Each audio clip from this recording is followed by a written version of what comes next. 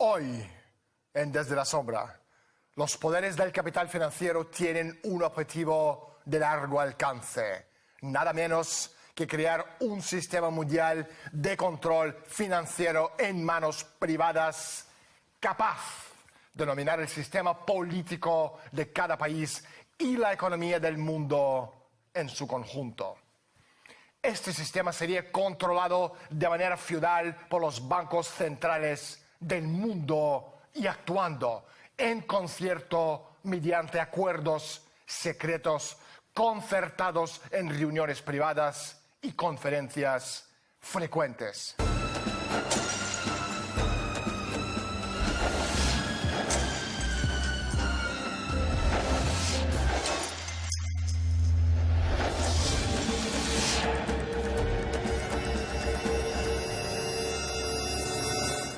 Hoy, en Desde la Sombra, hablaremos con Ellen Brown, la presidenta de la Asociación de los Pequeños Bancos de Estados Unidos.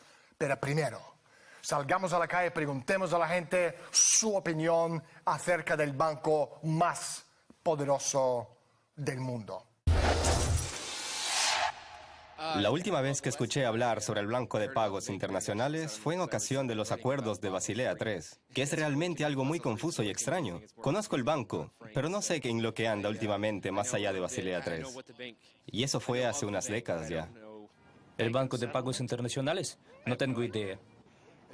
Fue un acuerdo bancario internacional establecido hace varias décadas para coordinar los pagos entre países, para resolver las deudas.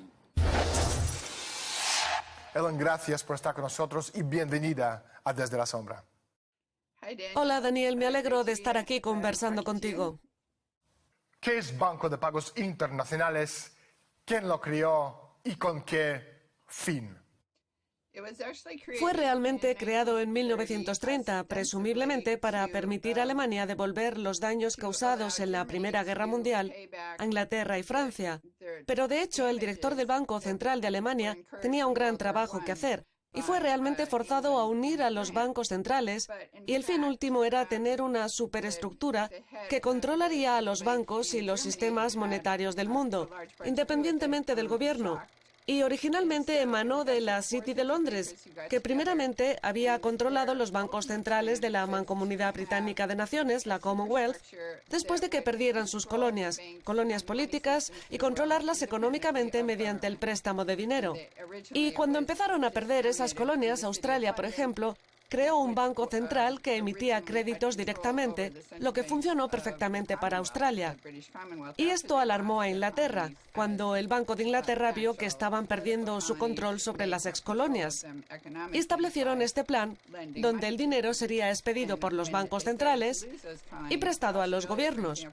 Se entusiasmaron con esta idea y decidieron que todo país debería tener un banco central así para que los banqueros particulares crearan y expidieran el dinero, pero que pareciera como si los gobiernos lo expidieran ellos mismos, mientras que lo estarían tomando prestado de estos bancos centrales. La City de Londres dejó de ser el poder financiero del mundo después de la Primera Guerra Mundial. Y Estados Unidos tenía el dinero, así que la idea era tener a estos 4 grandes bancos colaborando en el mismo tipo de sistema. Así que eran Francia, Inglaterra, Estados Unidos y Alemania. Y Alemania estaba ahí supuestamente porque estaba tomando dinero prestado de Estados Unidos para devolvérselo a Francia e Inglaterra según el plan. Esto realmente proporcionó a los banqueros estadounidenses los mejores intereses en la industria alemana porque querían que les devolvieran sus préstamos. Así que al final o durante la Segunda Guerra Mundial, Alemania estaba muy descontrolada por el Banco de Pagos Internacionales. Y surgió esta teoría de que si la deuda era pequeña, se encargaría el acreedor, pero si era suficientemente grande, el deudor se encargaría de ella, porque los acreedores no querían perder su dinero y querían que les devolvieran el dinero. Ellen, ¿cuál es la diferencia entre el Banco de Pagos Internacionales y sus dos primos, Banco Mundial y Fondo Monetario Internacional? En la conferencia internacional, los tres estaban aparentemente formados o conectados por el acuerdo de Bretton Woods de 1944, que después, como bien sabes, la élite eliminó este acuerdo a principios de los años 70. El Banco Mundial y el FMI se fundaron entonces y hay un intento de eliminar el Banco de Pagos Internacionales, Querían asumir el control junto con el Banco de Pagos Internacionales, con el Banco Mundial y el FMI. Pero los banqueros que estaban a cargo del Banco de Pagos Internacionales rápidamente lo suprimieron porque no querían perder este control del sistema bancario mundial que estaban organizando privadamente. Así que los tres continuaron siendo los grandes líderes globales particulares, líderes del sistema bancario privado. El FMI, por supuesto, más tarde haría préstamos o el Banco Mundial seduciría a otros países para llevar a cabo proyectos que realmente no necesitan y tomarían dinero prestado y el FMI estaría forzado a ir y recogerlo. Si el país no pagara, el FMI llegaría a un acuerdo mediante el cual prestarían el dinero, pero con las condiciones bien atadas para que los países estuvieran forzados a tomar medidas de austeridad y el mismo tipo de cosas que están haciendo hoy para pagar estos préstamos que realmente no necesitaban. En primer lugar, pero en este sentido, el sistema bancario controlaría el tercer mundo y más tarde Europa y todos los demás. La devaluación de la moneda está directamente relacionada con nuestro poder adquisitivo. Esto formó parte del plan de la nueva política económica de Nixon, que incluyó eliminar la convertibilidad del dólar en oro en 1971 y suprimir los acuerdos de Bretton Woods. Estos acuerdos, firmados al finalizar la Segunda Guerra Mundial, instauraron el patrón de cambios oro, que vinculaba el dólar al oro a $35 la onza. Los acuerdos de Bretton Woods eliminaban totalmente el riesgo de pérdidas drásticas de las monedas como consecuencia de una presión especulativa sobre ellas. Una vez que se hubo eliminado la convertibilidad del dólar en oro y desechado los acuerdos de Bretton Woods, la moneda podía flotar libremente. Las naciones en vías de desarrollo eran el blanco evidente, puesto que la élite corporativa de la empresa mundial S.A. no les iba a permitir de ninguna manera disponer de cantidades suficientes de granos y carne vacuna y las obligó, en cambio, a depender de Estados Unidos para conseguir materias primas claves. Con el valor del dólar manipulado a voluntad, las naciones del tercer mundo se vieron obligadas a concentrarse en la exportación de frutas pequeñas, azúcar y verduras. Gracias a las divisas obtenidas, podían importar de Estados Unidos y pagar los créditos del Fondo Monetario Internacional y del Banco Mundial, que creaban un ciclo inacabable de servidumbre por deudas. La Reserva Federal se encuentra en el mismo nivel que el Banco Central Europeo. En términos de ser los bancos centrales de un país específico o de la zona europea, y pienso que el Banco de Pagos Internacionales es el jefe de la Reserva Federal. Bueno, esta no tiene jefe, pero pienso que la jerarquía sería el BIS. Y luego las reservas o el equivalente en cada país. Yo diría que el principal es el Banco Mundial. Pienso que el Banco de Pagos Internacionales sería el primero, luego el Banco Mundial y el FMI. Elon, ¿tú crees que el Banco de Pagos Internacionales está a punto de convertirse en Banco Central del mundo?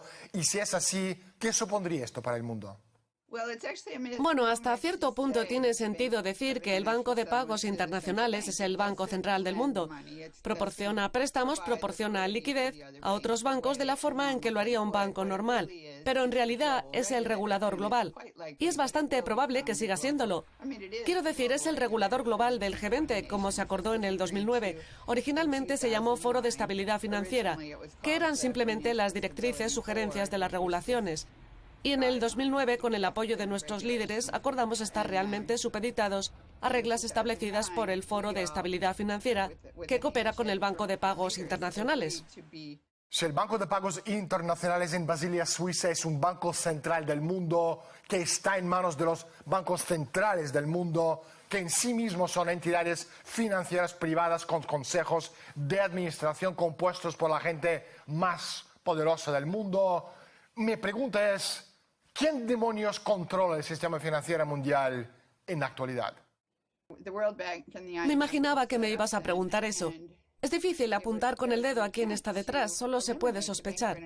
Bueno, probablemente es la misma gente que ves en los encuentros del Círculo de Bilderberg, manipulando los hilos mundialmente. Emanaba de la City de Londres, así que la City de Londres y Wall Street son los grandes banqueros que controlan y detrás de eso Históricamente, hay algunos grandes banqueros privados de los que se puede sospechar que controlen todo el asunto, pero no está claro, no hay nombres relacionados. Existió una vez un círculo interno que controlaba el Banco de Pagos Internacionales, que eran los bancos centrales de Estados Unidos. Inglaterra, Suiza, Japón, Italia y España, creo, algo así. Pero estos redujeron a los cabezas de los bancos centrales y sabes que hay alguien que está manejando sus hilos. Pero ¿quién está realmente moviendo esos hilos? No está claro. Ellen, ¿qué es el Acuerdo de Basilea y de qué forma este acuerdo ha cambiado el mundo? El primer acuerdo de Basilea se implementó en 1979. Fue cuando los bancos japoneses eran los mayores acreedores del mundo. Y los ciudadanos y bancos estadounidenses temían que los japoneses fueran a apoderarse de todo y ellos tendrían que trabajar para los japoneses. Para abatir a los bancos japoneses se impuso un requisito importante. Los bancos japoneses estaban menos capitalizados que otros bancos, pero impusieron sus normas. Todos impusieron sus normas. Eso paralizó inmediatamente a los bancos japoneses, conduciendo al colapso del mercado de valores y al colapso de la economía para los 30 años siguientes. En el segundo acuerdo de Basilea, el acuerdo era que los bancos debían tener un cierto capital, antes de lo cual solo tenían unos requisitos de reserva. Pero las reservas son depósitos, sin embargo lograron evadirlo. Así que si no tenían reservas, podían tomarlas prestadas, por ejemplo. De manera que solo estaban pidiendo préstamos a los prestatarios de créditos y después prestarían en dinero de sus prestatarios. Si no tenían suficientes depósitos, tomaban prestado a otros bancos o el mercado monetario encontraría otra manera de conseguir las reservas. Pero con los requerimientos de capital, hoy en día se exige un 10% del capital de promedio en contraposición con el prestado. Así que si tienes $100 de capital, puedes tener 1.000 en préstamos. Digamos que estamos creando hipotecas cuyo préstamo son 10 veces el capital, por lo que pueden sentarse a esperar 30 años a que les paguen esas hipotecas. Así que la forma en que los bancos estadounidenses sorteaban esta ley era vendiendo sus hipotecas, sus préstamos a los inversores. Este era el modelo de titulización que llevó a la crisis de los préstamos de alto riesgo, ya que en aquel momento no les importaba si se devolverían los préstamos. Ellos obtenían grandes cuotas por los préstamos. Los abogados ayudaron a los prestamistas a hacer los documentos para que pareciera que estaban cualificados cuando no lo estaban. Así que supuestamente para frenar esto teníamos el segundo acuerdo de Basilea, que de hecho eran reglas de mercado delimitadas, pero con la delimitación de las leyes de mercado tenían que valorarlas en cuanto a estos paquetes de hipotecas o el activo que fuese y su valor actual en el mercado. Eso significa que tenían que tasar por lo bajo gran parte de su capital. Así que una vez más los bancos estaban descapitalizados, lo que los previno de conceder préstamos adicionales, congeló las prestaciones. Allí colapsó todo el mercado a finales del 2007 y colapsó el mercado de valores. En el tercer acuerdo de Basilea, tras la principal crisis del 2008 con el colapso de Lehman Brothers, el tercer acuerdo de Basilea supuestamente debía emitir aún más incrementos de capital extranjero a los bancos para que esto no sucediera de nuevo. Pero de hecho, los grandes bancos de Wall Street no tenían problemas para cumplir con los requisitos del tercer acuerdo de Basilea.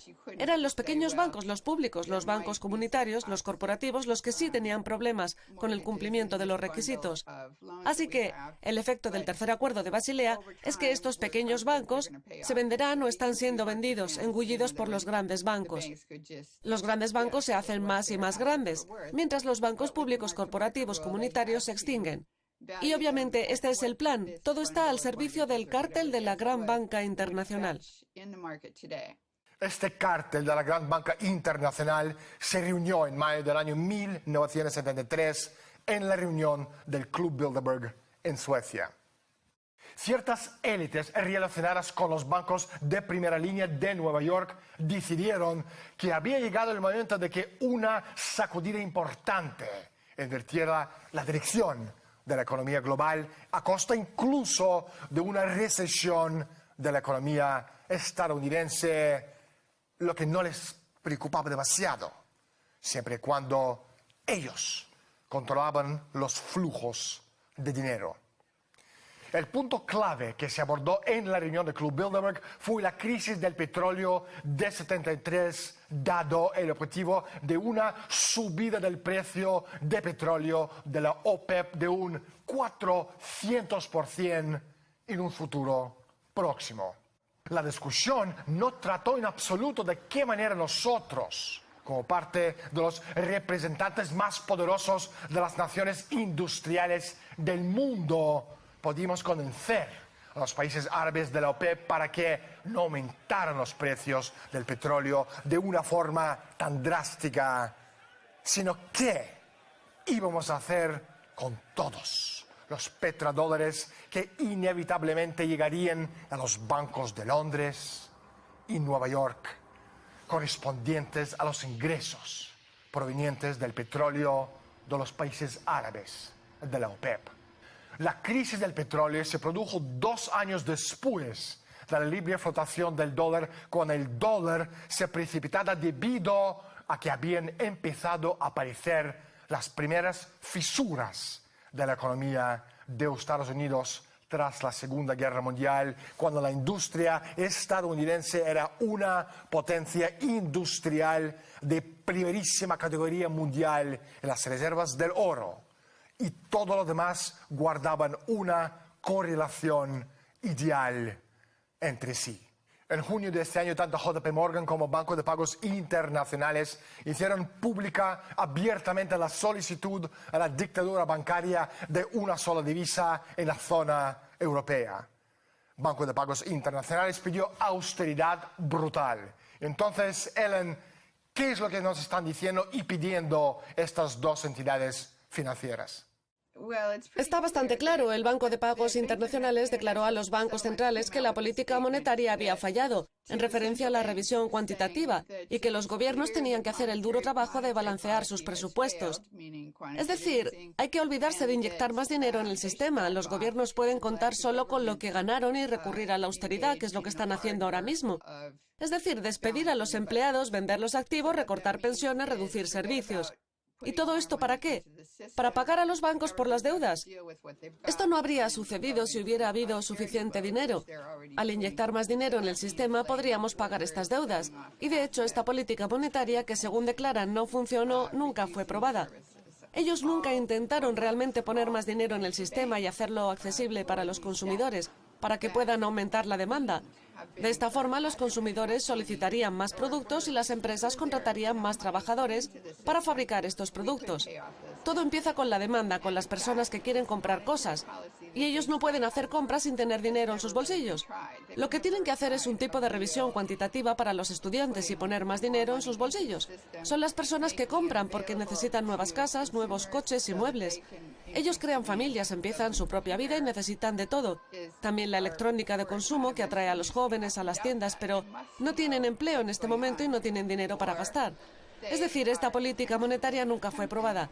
Entonces el Banco de Pagos Internacionales cuenta con malos economistas porque ellos deberían entender qué es lo que está pasando o deliberadamente está intentando apropiarse del mundo de forma privada, forzando a todos los países a endeudarse.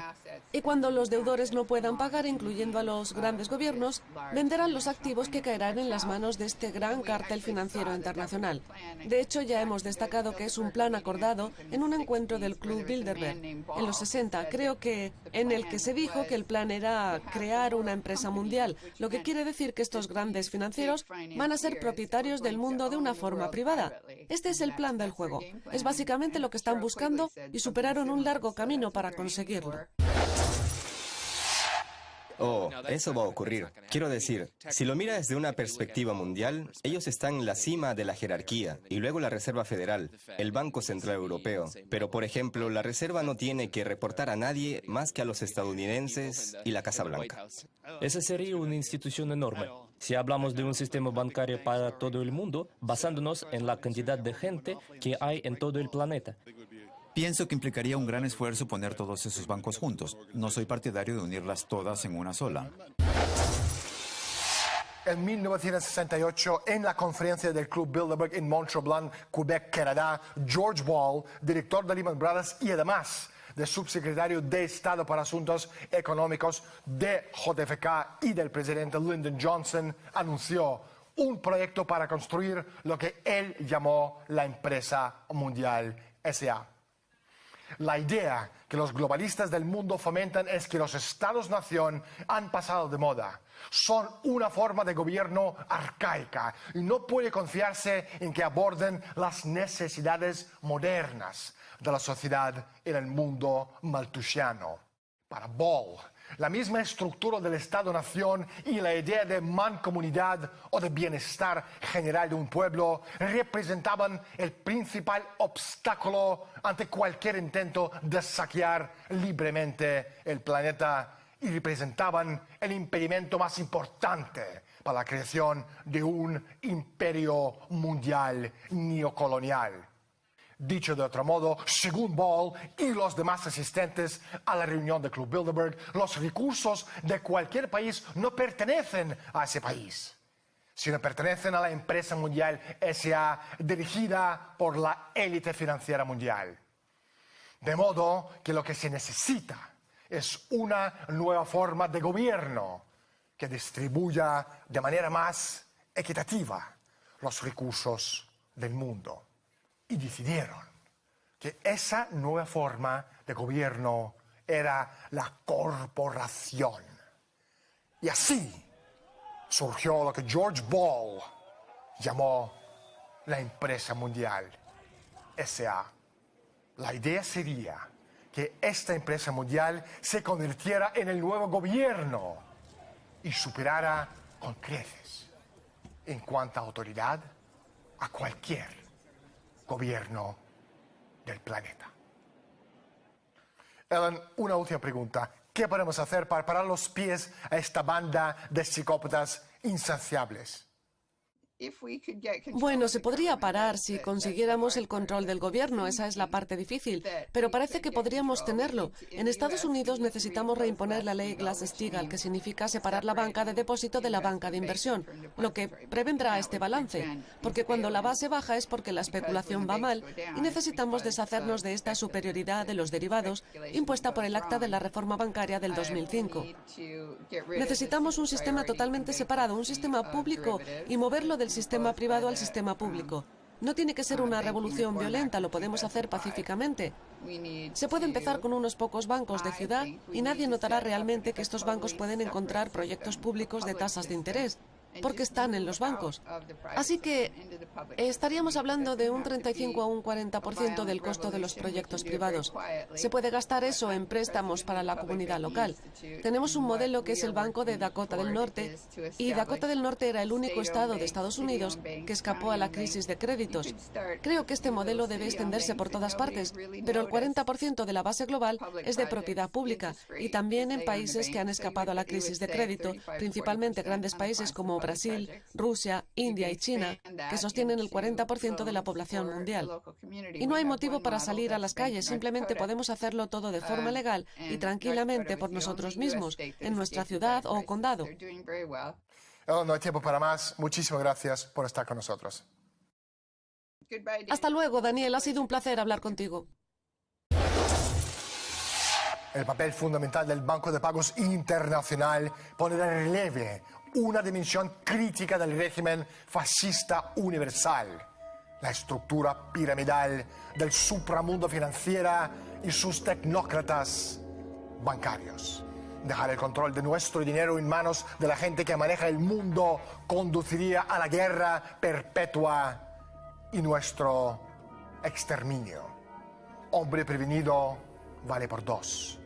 Nunca tendremos las respuestas correctas a menos que hagamos las preguntas adecuadas. Soy Daniel Stulin. Bienvenidos al mundo de Humo Espejos.